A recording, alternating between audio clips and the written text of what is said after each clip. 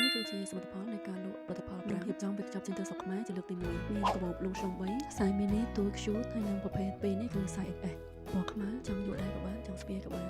មក unboxing បុកនៅម្ដងនេះ brand L'Occitane ផលិតផលបែប organic ដែលផលិតចេញពីភេង almond ចឹងក្នុងបុកហ្នឹងគឺគេរៀបជា set មានដូចជាលេដែលផ្សំឡើងពីទឹកដោះគោនិងភេង almond ប្រភេទសាប៊ូដុំទូចមួយហើយនិងប្រភេទ oil ដែលលាបនៅលើស្បែកសម្រាប់ដបជាប់ពីនេះវិញគឺប្រភេទ cleansing foam refill សម្រាប់ដបបន្ទាប់ក៏ប្រភេទ lotion ដែរហើយនិងប្រអប់ចុងក្រោយគឺប្រភេទ scrub